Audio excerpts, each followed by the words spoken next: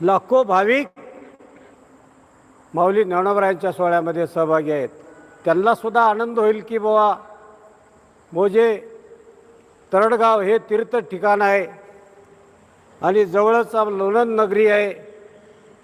या तरडगाव मोजे तरडगाव आणि लोणंद नगरीच्या मध्यभागी आणि जवळच चांदोबाचा माळ माऊली ज्ञानोबारायांच्या पालखी सोहळ्याचं पहिलं रिंगण होत असते.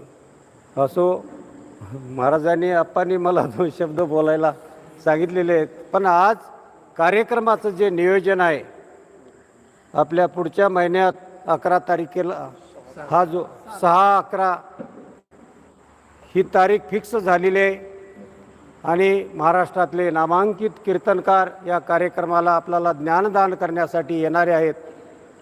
हा तो बोर्ड ऐकूनच आपल्याला खूप समाधान झाले.